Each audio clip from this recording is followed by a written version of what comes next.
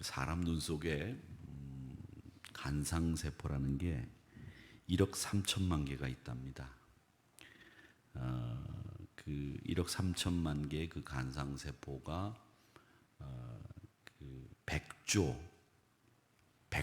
분의 1에 해당되는 빛이 있어도 그걸 식별하는 초감각 능력이 이 눈에 있다고 합니다.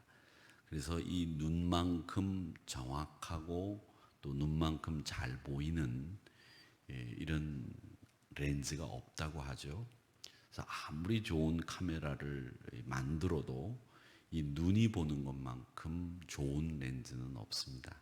그래서 렌즈를 만들어내는 회사에서 밝기를 그리고 또 멀리 보는 렌즈를 만들어도 이 눈만큼 제대로 볼 수 있는 렌즈는 없습니다. 여러분, 눈으로 보고 사진을 이렇게 찍고 난 뒤에 사진을 이렇게 보면 내가 눈으로 봤던 그 감동이 이 사진 속에는 없는 경우가 많이 있죠. 그건 왜냐하면 우리 눈이 그만큼 렌즈보다 밝고 맑고 멀리 보고 넓게 보기 때문에 그러하다라는 겁니다. 근데 이런 눈이 제 아무리 밝아도 박테리아나 세균은 못 봅니다. 제 아무리 눈이 밝아도 이 종이 한 장 넘어도 사실은 이 눈이 못 봅니다. 그래서 눈으로 보고 좋다 나쁘다 이 평가하는 게 참 어려운 일이다라는 생각을 하게 되고 이 눈으로 보고 그 사람을 판단하는 것이 이 바람직한 일이 아니다라는 것을 우리가 알 수 있게 됩니다. 사람들의 예를 들어보자면 겉으로 보기에는 아주 멋지고 신사적이고 양심적이고 매너도 좋고 말솜씨도 참 멋지지만 그 이면은 정반대의 사람들이 있습니다. 전혀 신사적이지 않고 전혀 양심적이지 않고 만나서 한 번만 얘기를 해보고 한 번만 거래를 해보면 그 사람이 얼마나 뒤로 사람들에게 해코지하고 손해 입히고 속임수에 능하고 이런 사람인 것을 금방 알 수 있는 사람들이 있습니다. 또 반면에 겉으로는 아주 초라하고 미약해 보이는데 그 사람을 만나보면 그 사람 안에 기품이 있고 풍요로움이 있고 또 무슨 대화를 나누더라도 막힘없이 대화가 술술 되는 아주 인격적인 그런 분들이 있습니다.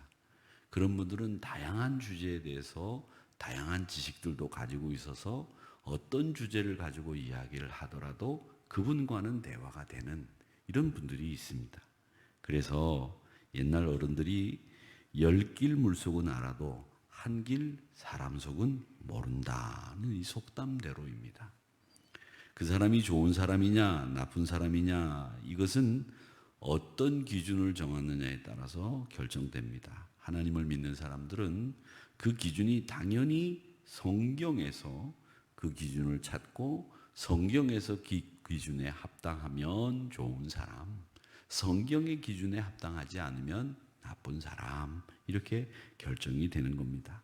오늘 유다서를 읽었는데 이 유다서를 보면 우리가 경계해야 될 사람, 또 우리가 믿고 따르고 배워야 될 사람, 이 사람들의 모습이 딱 정확하게 나와 있습니다. 그래서 부디 빌기는 여러분들 오늘 특별히 27, 28, 29 권사회는 믿고 따를 만한 권사님들 그리고 한우리교회 후배들이 잘 존경하고 잘 따라가는 그런 권사님들 되시고 또 선배들이 볼 때도 선배 권사님들이 야 우리 27, 28, 29 권사회가 제일 열심히 일하는 권사님들 정말 권사님다운 권사님들 앞으로 한우리교회 참 좋은 권사님들 분들이다 이렇게 평가를 받는 여러분들이 되시기를 주님의 이름으로 축원합니다. 그러면 이 우리가 믿고 따르고 배워야 될 사람들의 기준은 어디 있느냐? 제일 먼저 여러분 경계해야 될 사람들이 있습니다. 조심해야 될 사람. 여기 말씀에 보면 18절의 말씀에 보면 뭐라고 얘기해야 되냐면 정욕대로 행하는 사람 이게 제일 첫 번째로 나옵니다. 정욕대로 행하는 사람 마지막 때 자기의 경건치 않은 정욕대로 행한다. 자기 뜻대로 움직인다는 거죠. 자기 욕심대로 산다는 거죠. 자기 욕심대로 정욕대로 사는 삶이 뭐냐? 오늘 읽지 않았지만 16절 말씀에 보면 정욕대로 사는 사람들의 모습이 잘 그려져 있습니다. 정욕대로 사는 사람들은 어떤 사람들이냐? 원망하는 사람, 불만을 토하는 사람, 이런 사람은 정욕대로 행하는 자라, 이렇게 되어 있습니다. 또 그 입으로 자랑하는 말을 하는 사람, 이익을 위하여 아첨하는 사람, 이런 사람이 정욕대로 사는 사람이다, 이렇게 정리를 해두고 있습니다. 사랑하는 성도 여러분, 우리 믿음의 사람들은 부디 빌기는 정욕대로 살지 않기를 주님의 이름으로 축원합니다. 원망하지 말고, 불만 토로하지 말고, 입으로 자랑의 말을 하지 말고, 이익을 위해서 없는 말을 만들어내는 이런 사람들이 돼서는 안 되겠다라는 것입니다. 다시 말하면 이런 말들은 말이죠, 내 마음 속에 있는 것이 그대로 올라오기 때문에 나오는 말들이에요.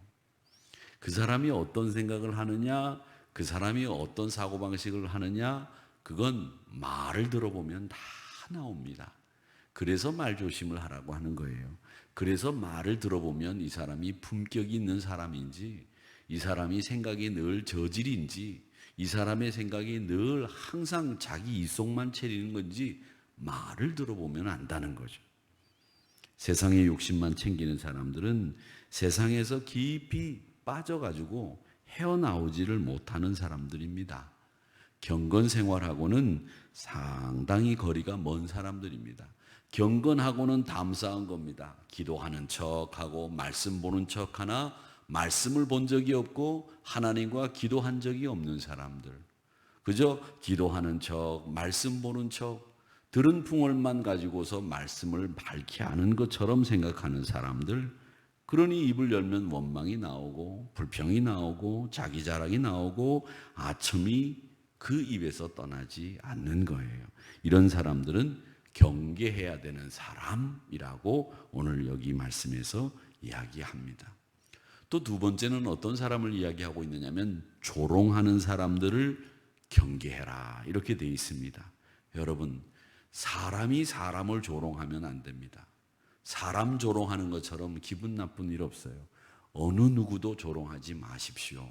예수 믿는 사람들은 조롱하면 안 됩니다. 근데 이 조롱이라고 하는 말을 옛날 성경에는 뭐라고 되어 있느냐면 기롱이라고 되어 있습니다. 기롱이라고 하는 말이 굉장히 어려운 한자인데 무슨 말이냐면 다른 사람을 속여서 희롱하거나 농락하는 거, 이 기룡이라는 게 기롱. 또 실없는 말로 시시덕거리는 거, 이거 기롱이라는 겁니다. 여러분, 예수 믿는 사람들은 실없는 말 하지 마세요. 예수 믿는 사람들은 음담패설하지 마세요. 예수 믿는 사람들은 쓸데없이 사람들 그 외모를 가지고 이러쿵저러쿵 이야기하지 마세요. 좋지 않은 말입니다. 그게 기롱이에요. 기롱이라고 하는 말을 우리가 생각해 보면 열왕기하 2장에 보면 이 기롱이라고 하는 말과 상관 있는 사건이 하나 나옵니다. 그게 어떤 사건이냐? 엘리사 사건입니다. 베델이라고 하는 동네에 엘리사 선지자가 갔는데 거기에 아이들이 엘리사 선지자를 보고 조롱하고 엘리사 선지자를 무시하고 가지고 놉니다. 내용이 뭔가 한번 볼까요? 한번 같이 읽어보겠습니다. 23절부터 시작. 엘리사가 거기에서 베델로 올라가더니 그가 길에서 올라갈 때에 작은 아이들이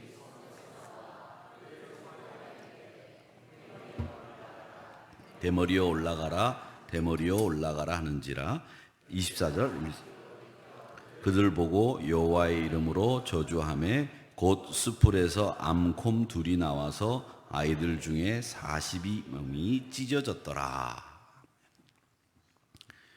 42명이 찢어졌더라. 그리고 아멘 하기가 좀 그러네요. 그죠? 42명이 죽었다고 하는데 아멘 이렇게 하기 좀 그런데, 이게 뭐냐면 엘리사 선지자가요, 키가 굉장히 작았어요. 그리고 몸집은 큽니다. 그리고 머리가 벗겨져 있었어요. 근데 어느 날 베델이라고 하는 동네 앞을 지나가는데 아이들이 떼를 지어가지고 나와가지고 엘리사를 놀리는 거예요. 야, 대머리야, 대머리야, 올라가라. 이러면서 놀려댔어요. 얼마나 놀려댔든지 엘리사 선지자가 참다 못 참아서 너무 놀려대니까 그래서 여호와를 이름을 들어서 그들을 저주를 했어요. 이 녀석들아, 그러면 안 된다. 너희들 어른을 놀리고 그게 아이들이 할 일이냐? 야단을 쳤겠죠. 그런데 그 순간에 수풀에서 곰이 2마리가 나와가지고 그 놀리는 아이들 42명을 찢어서 죽였다는 얘기예요. 이게 사실을 이야기한 것인지 아니면 누군가를 놀려서는 안 된다는 이야기를 하기 위해서 만든 이야기라도 좋습니다. 이건 뭘 얘기하느냐면 사람의 외모나 사람이 가지고 있는 그 사람의 품성이나 성격을 가지고 놀리는 거, 그건 안 된다는 얘기고요. 그런 놀리는 사람은 상대하지 말고 경계하고 그 사람은 사귀지 말라는 게 성경의 가르침이에요. 그러니까 여러분, 누군가를 놀리고 누군가를 약올리면 안 됩니다. 누군가를 비아냥거리면 안 됩니다. 다 존중하고 다 사랑하고 다 아껴야 되는 분들이지 놀려야 될 사람은 아무도 없어요. 그런데 우리는 놀리는 데 익숙하단 말이죠. 야, 그 사람 말이 비아냥거리고 그 사람 흠집 있으면 그 흠집 가지고 반찬거리로 삼고 이게 안 된다는 거예요. 그런 사람을 경계해야 되는 사람. 세 번째로 경계해야 되는 사람이 또 나옵니다. 19절을 읽어볼까요? 한번 읽어보겠습니다. 시작. 이 사람들은 분열을 일으키는 자며 육에 속한 자며 성령이 없는 자니라. 아멘. 분열을 하는 사람들이죠. 툭 하면 나누고 툭 하면 패가르고 툭 하면 자기들끼리 짝짓기하고 툭 하면 어울려 다니고 이게 분열을 일으킨 사람들의 특징이에요. 우리나라 보면 우리나라에서 가장 많이 분열을 하는 사람들이 누구냐면 정치인들이에요. 야, 나는 누가 좋다. 나는 윤씨 편이다. 그래서 친윤파 그래가지고 나눠가고 나는 친윤이 아니야. 비윤파다. 그래가지고 나가고 그죠? 그래가지고 자기네들끼리 당 만들어서 당 이름 만들어요. 뭐 거꾸로 된 자유당이다. 앞으로 가는 민주당이다. 뭐 이름 짓고 말이죠. 그렇게 해가지고서 당 만들고 자기네들끼리 끼리 모여가지고 나라를 위한 마음은 없고 자기네들 이익에 배치되면 무조건 입에 거품 물고 이게 우리나라 정치를 망치는 망조의 모습이죠. 그러니 지지도 못 받고 정권도 재창출하지 못하고 뜻에 맞는 사람들끼리 헤쳐 모여 하다 보니까 매일 그 당이 그 당이에요. 이름만 바뀐다 뿐이지 색깔만 바뀌는 거지. 빨간색 같다 파란색 같다 파란색 같다 빨간색 같다 이름만 바뀌었다. 그 사람은 계속 똑같은 사람만 나오는데 그런 거죠. 저는 정치를 잘 모릅니다만은 그런 말을 하고 싶은 생각이 가끔 들어요. 당을 새로 만드는 것보다 그분들이 새로운 사람이 되는 거 그게 낫지 않은가? 이런 생각이 들 때가 참 많아 있어요. 여러분, 아무리 새 당을 만들어도 그 사람이 그대로면 조금 있으면 헌당되는 거예요. 그래서 여당 야당도 다 똑같지 않은가? 이런 생각을 요즘은 할 때가 많습니다. 교회 안에 당이 있으면 안 됩니다. 특정 정당 편을 들어서도 안 되고 당을 만들어서도 안 되고요. 교회 안에서는 끼리끼리 모여가지고 팝을 만드는 것도 안 됩니다. 지역끼리 따로 모이고 출신끼리 따로 모이고 친인척끼리 따로 모여가지고 뭘 만들어도 안 됩니다. 사조직을 만들어서도 그건 불법입니다. 교회 안에는 어떤 당만 있어야 되느냐? 예수당만 있어야 될 줄로 믿습니다. 우린 다 예수당이에요. 예수님 믿는, 예수님 추종하는 예수님 당이거든요. 제가 예수님 당을 믿는 사람이기 때문에 여러분도 예수님 믿는 예수당 당원들입니다. 믿습니까? 나는 예수당 아니야. 이런 분들이 여기 오실 리가 없죠. 우리는 예수당이에요. 베드로파도 아니고 바울파도 아니고 아볼로파도 아닙니다. 우린 그저 예수님만 좋아가지고 예수님만 사랑하고 예수님만 따라가겠다고 그렇게 선언하고 고백하고 가는 사람들이에요. 그러니까 교회 안에서는 예수님 편 만들어 드리는 게 우리가 하는 일이에요. 너도 예수님 편 돼야 돼. 나도 예수님 편 될게. 이게 교회 안에서 할 일이지. 너 내 편 안 되면 재미없어. 너 내 말 들어? 이거 예수 당 아니죠. 자기 편 만들고 새 규합하고 줄 세우고 내 말 들어? 벌써 거긴 예수가 없는 거예요. 그런 일을 좋아하는 사람들은 교회를 떠나서 정치하는 대로 가는 게 나아요. 줄 세우고 내 세력 만들려면 정치해야죠. 당 만들어야죠. 우린 그런 사람들이 아니에요. 그렇기 때문에 너도 나도 야, 너 예수 편에 서라. 나도 예수 편에 설게. 우리 같이 예수 편에 서자. 이런 말을 그냥 해가 뜨나 해가 지나 눈이 오나 비가 오나 눈을 뜨나 눈을 감으나 생명이 있을 때나 숨 떨어질 때나 예수 편 되라. 이렇게 얘기하는 게 최고인 줄로 믿습니다. 숨 떨어질 때도 예수 편 되라. 그리고 숨 떨어져야 돼. 그렇지요? 그래야지 우리가 제대로 살았다고 말할 수 있는 거예요. 네 번째로 경계해야 될 사람들이 성령이 없는 사람들입니다. 19절을 한번 읽어보겠습니다. 시작.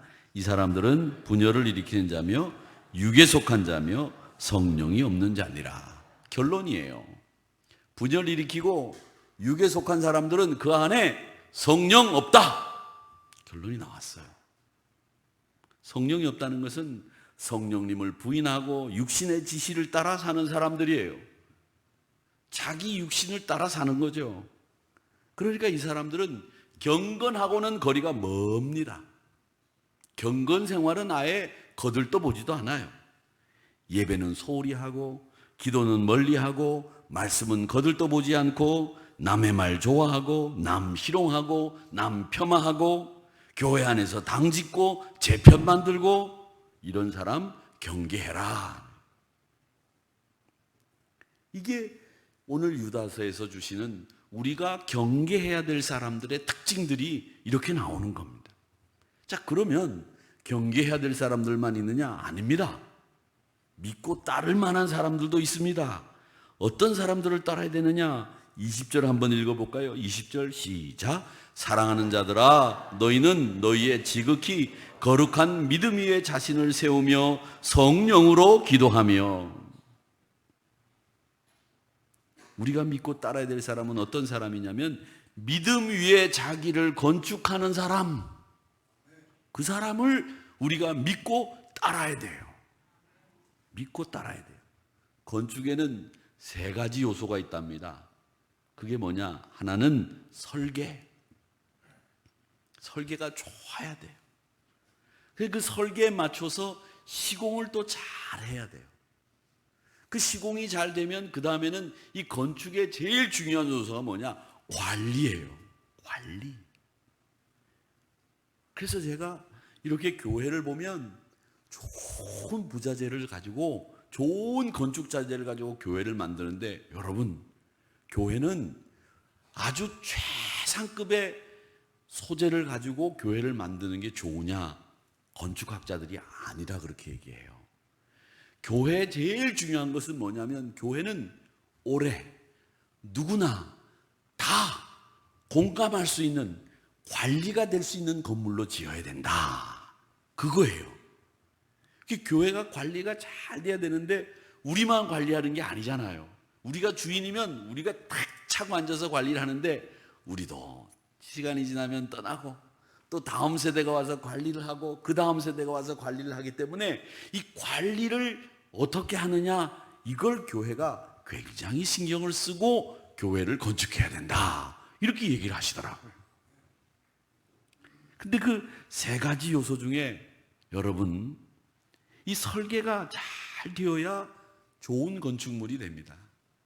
설계를 잘못해버리면, 콘셉트이 잘못돼버리면 교회를 건물을 아무리 잘 지어도 교회가 쓸모없게 돼버려요. 그래서 예전에 어떤 목사님이 그런 얘기를 하더라고요.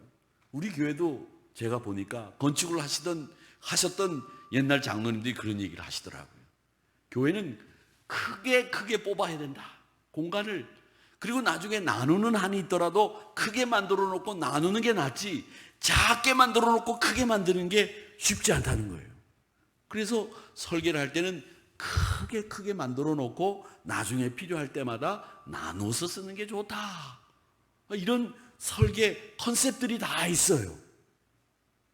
그런 설계가 잘 되어야 시공도 잘 되고, 그 시공이 잘 되면 관리도 잘 돼서 때 안 타고 잘 부서지지도 않고, 그냥 아이들이 뛰어놀다 갔다 집 아가도 든든히 100년 200년 가는 거예요. 교회는 말이죠, 깨지는 데도 많고 부서지는 데도 많고 그래요. 교회 차도 보면 다른 차보다 깨지는 데도 많고 집 아가가 오는 데도 많아요. 왜? 관리하는 분들이 많기 때문에 그래요. 여러분, 그러기에 이 교회는 성도들도 마찬가지지만 거룩한 믿음 위에 자신의 기초를 세워나가서, 이 거룩한 믿음이라고 하는 기초 위에 자신을 세워나가는 분들, 그런 분들을 보면 여러분 가까이 하시고 사귀시고 기도 부탁하시고 그분들과 깊은 영적인 교제를 나누시기를 주님의 이름으로 축원합니다. 그 거룩한 믿음이 그분의 자신이에요. 그분의 가장 소중한 자산이기도 해요. 그러기에 부디 빌기는 거룩한 믿음 위에 자신을 세워나가는 분들을 가까이 하시기를 주의 이름으로 축원합니다. 서강대 장영희 교수라는 분이 있습니다. 고 장영희 교수, 장왕록 박사라고 하는 서울대 영문학과 교수의 딸인데, 이분도 암으로 돌아가셨어요. 이분이 소아마비예요. 이분의 에세이나 글이 참 좋아서 저는 그분 글을 하나도 빠짐없이 다 읽었는데, 이분이 에세이에 이런 에세이를 쓴 적이 있어요. 어느 눈먼 분이 이제 길을 걸어가려고, 이제 길을 건너려고 하는데, 요즘 같으면은 눈먼 분들도 이렇게 스위치를 누르면 이 삑삑삑 소리가 나서 파란불이 들어왔다는 소리를 듣고 이게 길을 건너게 되는 장치가 있는데, 요즘도 그런 장치가 다 있는 건 아니지만 예전엔 그런 장치가 없으니까 눈먼 분이 이 길을 건너는 게 굉장히 어려워요. 근데 이분이 옆에 있는 분한테 그랬어요. 저 죄송하지만 선생님, 제가 이 길을 건너는데 좀 저를 도와서 같이 길을 건널 수 있겠습니까? 그랬더니 옆에 있던 분이 아이 그럼요, 제가 도와드리겠습니다, 저랑 같이 건너시죠, 그러더래요. 그래가지고 이 두 사람이 손을 잡고 길을 건넜어요. 부탁하신 분이 A라는 분이 부탁을 한 거예요. B라는 분이 아이 그럼요, 같이 건넙시다, 그리고 딱 건넜어. 근데 B라는 분이 뭐라 그러냐면, 아유 덕분에 잘 건너왔습니다. 제가 앞을 못 보는데 당신이 나한테 길 건너자 그래서 제가 당신 의지하고 길 건넜습니다. 그러니까 알고 보니까 둘 다 앞을 못 보는 사람들끼리 서로 도움을 받으면서 건너간 거야. 그게 장영희 교수님 에세이에 나오는 얘기인데, 그 얘기가 주는 교훈은 뭐냐? 여러분, 누군가가 앞을 보는 게 중요한 게 아니고요, 누군가를 신뢰하고 누군가를 믿으면 편안하게 길을 건넌다는 거예요. 여러분, 그게 중요한 거예요. 누군가를 믿는다는 거 참 좋은 일이에요. 여러분들이 옆에 앉아 계신 누군가를 지금 믿기 때문에 편안하게 앉아 있는 거죠. 저 사람이 나를 언제 칼을 꺼내가지고 죽일지 몰라, 그러면 어떻게 옆에 편안하게 앉을 수 있겠어요? 기본적으로 지금 여러분들은 다 신뢰를 깔고 지금 여기 앉아 있는 거예요. 근데 이 신뢰가 그만큼 중요하다는 거예요. 교통 체계를 만드시는 분들이 그런 얘기를 하시더라고요. 이 교통 체계를 만드는데 비용이 수천만 원이 들어간대요. 교통신호 하나 만드는데. 근데 우리가 운전을 하는 분들이 서로 신뢰를 하고 우측 차선에서 들어온 사람이 먼저 가고 교차로에 먼저 들어온 사람이 먼저 교차하고 그리고 뭐 깜빡이를 켠다든지 긴급한 자동차가 있다면 먼저 통행을 시키고 이런 룰만 잘 지키면 이 교통신호가 필요가 없는 데가 많이 있대요. 그 수천만 원을 아낄 수 있는 곳이 전국에 몇 군데가 되는지 모른다는 거예요. 근데 그걸 믿지 못하기 때문에 이런 일들이 생기는 거예요. 80km로 달려라. 그걸 못 믿으니까 과속 카메라를 달아놓고 80km를 넘게 달린 사람을 사진을 찍어가지고 벌금을 물리는 거예요. 이게 뭐냐? 이게 불신비용이라는 거예요. 사회가 갖는 불신비용. 이게 어마어마한 거예요. 그러니까 서로를 믿어주고 서로가 그 신뢰를 지켜줄 수 있으면 그 불신비용이 다 빠지게 되면 그걸 더 건강한 곳으로 재정을 쓰게 된다면 우리 사회가 더 발전할 수 있는데 그런 불신비용들이 얼마나 많이 들어가는지 모른다는 거예요. 그러니까 여러분, 신뢰할 수 있는 분, 그런 분들이 좋은데 믿음 위에 자기를 건축하시는 분들을 보시면 여러분 항상 그분들은 가까이 하고 그분들은 사귀고 영적인 교제를 나누기를 갈망하는 여러분들이 되시기를 주님의 이름으로 축원합니다. 자기를 믿음 위에 건축한다는 건 과대포장한다는 게 아니에요. 1972년에 그 20회 올림픽이 독일 뮌헨에서 열렸습니다. 그 올림픽은 굉장히 역사적으로 의미가 있는 올림픽이었습니다. 여러 가지 비극적인 일도 있었던 올림픽이었고 또 여러 가지 기록들이 있었던 올림픽이 72년도 독일 뮌헨 올림픽이었는데 그때 미국 마라톤 대표로 출전했던 사람이 프랭크 쇼터라고 하는 사람이 그 마라톤 선수로 미국을 대표해서 출전을 했어요. 근데 이 프랭크 쇼터라고 하는 친구가 어떤 사람이었느냐면 참 열심히 연습하는 사람이었습니다. 근데 열심히 연습을 했는데 그 사람이 우승을 하고 난 뒤에 인터뷰를 하게 됐습니다. 그 인터뷰에서 뭐라고 얘기했느냐면 저는 남과 겨루기 위해서 훈련하지 않았습니다. 그냥 저는 철저하게 제 자신과 싸우고 저를 훈련한 것 그거밖에 없습니다. 저는요 우승도 명예도 월계관도 사실 소용없습니다. 그저 나하고 싸우고 나하고 훈련하는 일에 매진했을 뿐입니다. 이렇게 이야기한 것으로 그 사람이 아주 유명한 인터뷰를 했습니다. 자신과의 싸움이라고 하는 말을 정말 실천해서 보인 사람이 이 프랭크 쇼터라고 하는 사람이었는데 이 사람이 말이죠 어떤 사람이었느냐면 이 사람이 마라톤에서 우승하면서 미국 사회가 건강에 관심을 기울이기 시작해서 이 조깅이 언제부터 시작됐느냐면 이 사람이 마라톤 우승하면서부터 미국 사회에 조깅이 붐처럼 일어났어요. 그래서 이 지미 카터 대통령도 막 조깅하지 않았습니까? 79년도에 우리나라에 왔을 때 미군 부대 안에서 조깅하고 막 그랬던 그 붐이 72년도 그 프랭크 쇼터가 우승하면서부터 미국 사회가 조깅 붐이 일어났던 거예요. 근데 그 사람의 인터뷰 내용은 한마디로 그겁니다. 나와 싸우기 위해서 내가 훈련하고 내가 지금까지 달려왔다. 그렇습니다. 내가 쓰러지고 무너지면 그걸로 끝이에요. 그래서 제일 중요한 건 나를 건축하는 일인데 이 나를 어디다 건축할 거냐? 믿음 위에 건축하시기를 축원합니다. 그래야 여러분 예수 닮을 수 있고 그래야 여러분 늘 승리할 수 있을 줄로 믿습니다. 찬송가 463장이 신자 되기 원합니다 라고 하는 찬송이 있습니다. 신자 되기 원합니다 진심으로 이 찬송인데 제가 고등학교 다닐 때 그 합창부에서 가장 많이 불렀던 찬송가예요. 근데 이걸 찬송가를 왜 영어로 하면 어떤 찬송이냐면 I wanna be a Christian 이런 그 영어로 이렇게 부르는 찬송이기도 합니다. 근데 이 찬송이 우리나라에는 예수 닮기 원합니다 이렇게 돼 있는데 Lord I want to be a Christian 이렇게 돼 있는데 미국 찬송가에는 4절이요 주님 나는 유다 닮지 않기 원합니다 가사가 있어요. 우리나라에는 없지만. 그래서 Lord I don't wanna be like Judas 이게 4절 가사예요. 누구를 닮아 신앙생활 하느냐 이 중요하다는 거죠. 그걸 알기 때문에 이 미국 사람들은 이 가사 4절에 주님 나는 유다 닮지 않기 원합니다. 주님 나는 예수 닮기 원합니다. 이렇게 찬송가 가사가 만들어져 있는 거예요.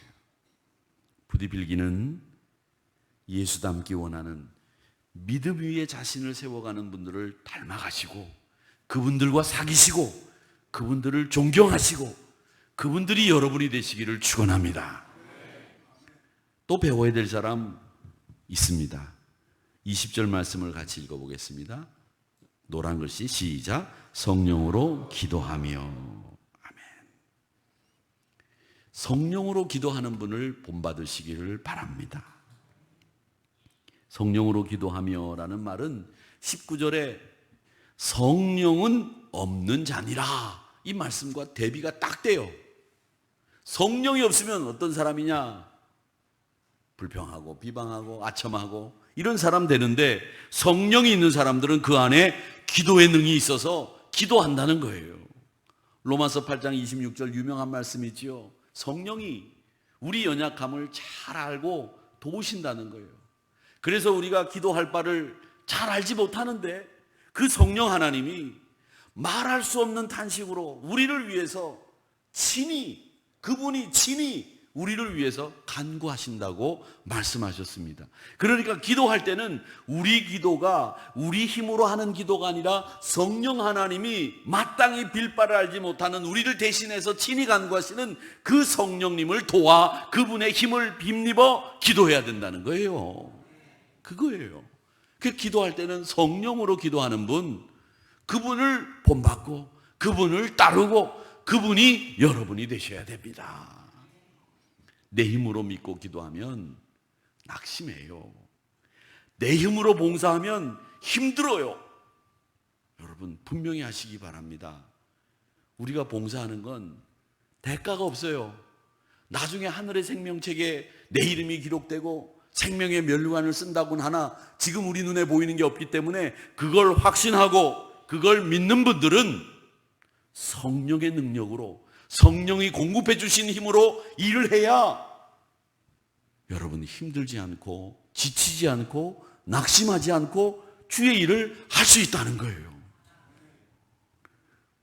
기도하면서도 흐렸다 겠다를 반복하시는 분들 계십니다. 왜? 그런 분들은 내 기분에 따라서 신앙생활이 이랬다 저랬다 하는 거예요. 신앙생활은 내 기분에 따라 하는 게 아닙니다. 성령의 도우심은 불변이에요. 성령으로 기도하면 변덕 부리지 않고 기도할 수 있습니다. 성령으로 기도하면 여러분 변덕이 생기지 않아요. 이랬다 저랬다 하지 않아요. 열심히 일했다가 삐져가지고 왜 안 하냐고 하면 누구 꼴보기 싫다고 막 이러다가 왜 안 하냐고 막 다른 교회 나가. 그래가지고 제가 잘 되는 거를 본 적이 있을까요? 없을까요? 없어요. 그저 신앙생활이나 범사나 모든 분들이 그저 묵묵히 비가 오나 눈이 오나 그냥 가시는 분이 그분이 이기는 분이에요. 보면 그분이 이겨요. 제가 아직까지도 어떤 분인지 모르는 분이 한 분 계십니다. 제가 새벽 기도를 나오려고 이렇게 걸어 나오면 저 밑에서부터 모자를 쓰고 가방을 메고 지팡이를 들고 할아버지 한 분이 올라오십니다.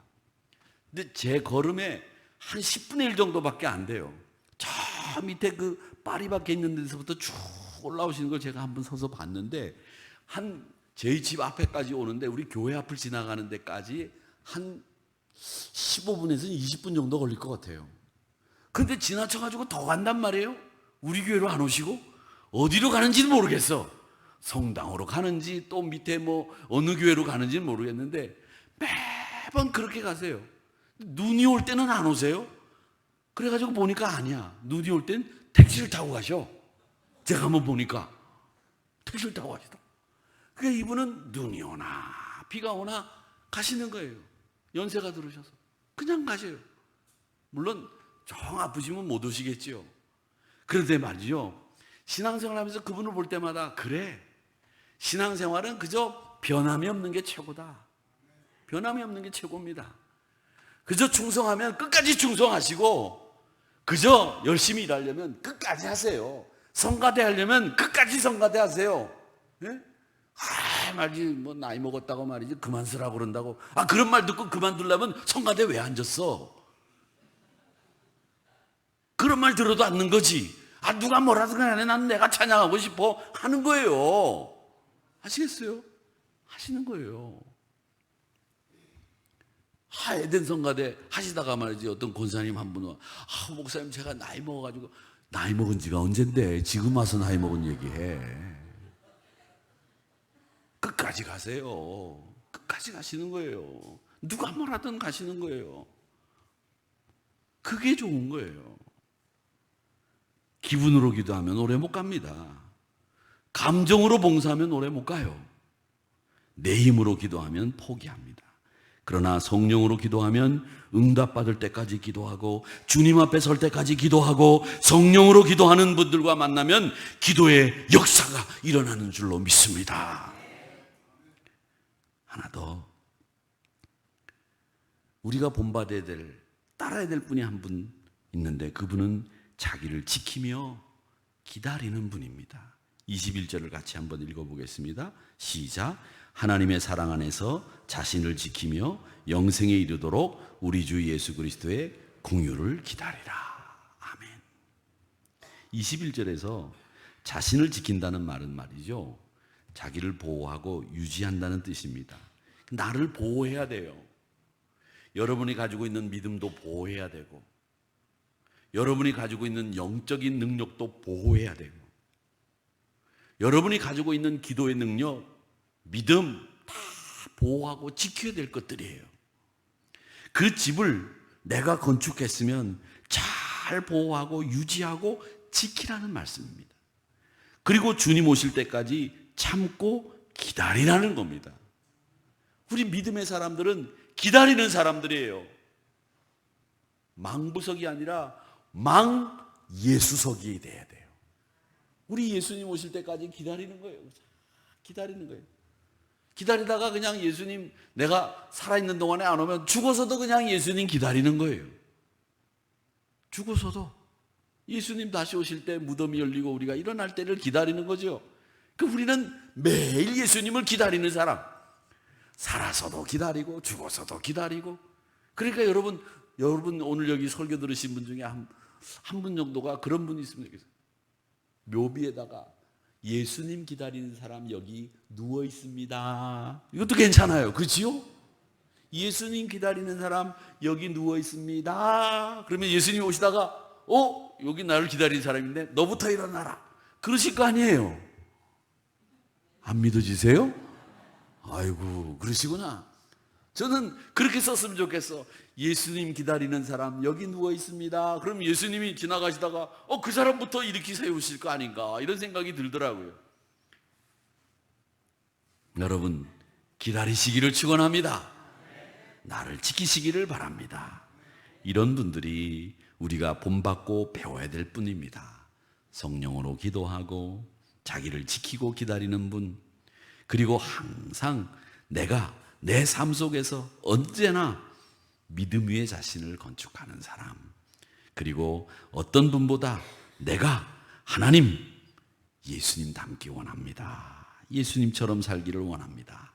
이런 사람 다 여러분들이 되셔서 서로 믿어주고 서로 기도해주고 서로 믿음의 위에 자신의 집을 건축해 나가시는 여러분들 되셔서 우리가 믿고 따를 만한 우리 한우리 성도님들이 다 되시기를 주님의 이름으로 축원합니다. 그래서 여러분, 말도 행동도 기품 있게 하시고 품 있게 하시고 멋지게 사셔야 됩니다. 왜 허투루 사세요? 멋있게 살아야지. 이왕이면 돈가 홍상이라고, 이왕이면 분홍 치마가 이쁜 거예요. 아세요? 이왕이면 칙칙한 거보다 분홍색 꽃무늬 이뻐요. 이왕 살 거 멋지게 살다가 주님 앞에 가야지. 안 그래요? 이왕 교회 올 거면 예쁘게 하고 오지. 이러고 올 거예요? 아니에요. 우리 신앙생활 하시면서 좀 한번 멋있게 신앙생활 하시자고요. 그래서 사람 보는 기준 달라지고 항상 성경적인 기준에 의해서 사람 보는 시각을 가지시기를 축원합니다. 정욕을 따라 사는 사람 주의하세요. 조롱하는 사람 주의하세요. 분열을 일으키는 사람 가까이 하지 마세요. 성령이 없는 사람 안 됩니다. 우리가 따르고 배워야 될 사람, 믿음 위에 자기를 건축하는 분, 성령으로 기도하시는 분, 그리고 자기를 지키며 항상 주님을 기다리는 그분, 우리가 믿고 따르겠다 이렇게 결심하시고 오늘 이런 분들이 또 다 되시기를 주의 이름으로 축원합니다. 믿음 위에 나를 건축하자. 그리고 성령으로 기도하자. 나를 지키고 기다리자. 이렇게 다짐하시면서 그런 분이 되고 그런 분을 믿고 따르는 저와 여러분이 되시기를 주님의 이름으로 축원합니다.